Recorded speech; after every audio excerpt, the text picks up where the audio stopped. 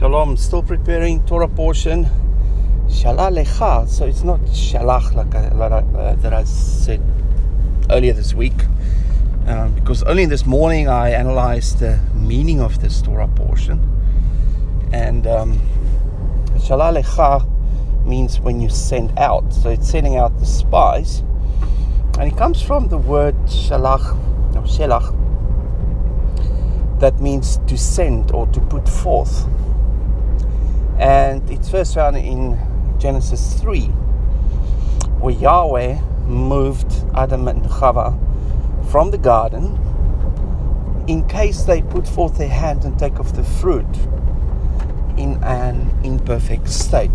Now, as I've said previously in previous Torah portions, it's a good thing every time that you discuss a topic to see if you can find a link back in Genesis, because that give us the starting point or the initial thought along the line that we need to think about as we extrapolate the information moving into the prophetic future pictures. So the meaning of this is in context of the 12 spies scouting out the land, entering the land of promise. Now, connecting it to put forth the hand is like picking fruit. So what did they do when they scouted the land? They picked some of the fruit, specifically the grapes, and they brought some of those back on the shoulders of two men carrying it, because it was humongous. And that connects to the Garden of Eden, the place of prosperity, the place of fruitfulness, and also the abundance or the size of the abundance that is emphasized here. So what we read between the lines, connecting the two thoughts and meditating on it, is that Yahweh did not want Israel to enter into the promised land in an imperfect state, partaking of the fruit, because the fruit of the land is part of that will change them. Just like the fruit from the tree of life will change you to live forever, the fruit of the promised land will also have the same effect.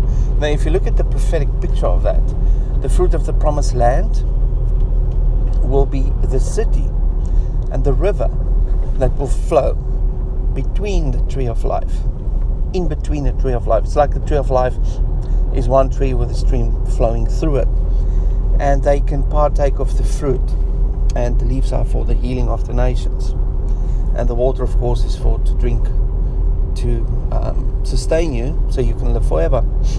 So we see that the fruit of the tree prophetically is symbolized by the fruit in the garden, and the focus is on perfection. We saw that a couple of Torah portions back, the higher calling to holiness. We also saw the highest calling of the sons of Levi, the Kohathites, who carried the Ark of the Covenant, and the tribes that's the closest to them is Ephraim, the ox, the one carrying the load, the one plowing, the one that is yoked with Mashiach, who's plowing and preparing the ground so that the rest of the nations can come in. So all of that is significant and symbolic of what is to come and what the purpose is for the higher calling. And that is basically to put forth your hand and access the fruit that will give you eternal life. Now, we always say that, no, the blood of Messiah is what gives me eternal life. Not really. The blood of Messiah is for atonement for your sinful nature, to cover you so that you can stand in the presence of Yahweh. Partaking or accessing the land or taking possession of the land is giving you access to the tree of life, which will give you eternal life. So eternal life is found within the tree, not in the blood.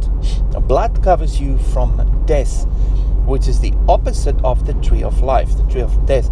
Now, in this Torah portion, we can look at one of those valleys that's associated with death, and it's the place called Gehenna. Now, Gehenna is translated as the Valley of Hinnom.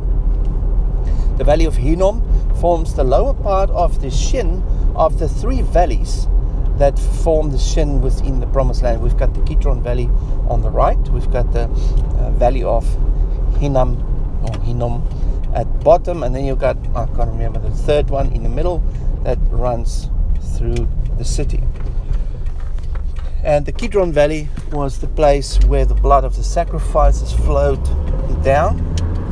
So that valley was marked with blood. And the Gehenna, or the valley of Hinnom, is a valley that is described in one of the prophecies that will be full of dead bodies. And an ancient eagle will come and eat the flesh of the bodies.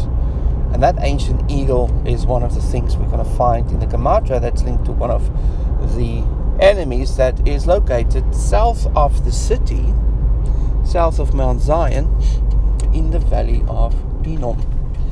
So very interesting to see the correlation and how the Shin, which is Yahweh's name written in the land, is associated with the enemies guarding the Shin, trying to keep people away from accessing the Shin. Now, the letter Shin is one of the letters I did in the Aleph Bet, and that's a very significant letter that connects to a lot of ideas associated with a lot of other letters. That was one of the major letters that had so much information in it. And the Shin is the symbol of the flame. The flame is the result of the lamp. The lamp is the menorah. The menorah is the Mashiach. The menorah is also the priesthood. And what is standing in the house that allow the abilities or the light that will shine from you when you're anointed into the household and into the dark world. But the lamp is not the end. The flame is the result or the final essence of why the lamp exists in the first place. And the word flame or ish also means foundation. So the flame is also the foundation of everything. So the Shin is the foundation of everything. And that letter, the flame, the fire, is written in the land where the city of Israel is. And we're going to look at the enemies who's guarding the city, who's guarding the valley, who's guarding the land, who's also guarding the threshold, and also the high places or the mountainous areas. So it's a very exciting study. Looking forward to sharing that with you guys tomorrow, and I hope you have a good day, and I will speak to you tomorrow during the study. Shalom, have a wonderful day.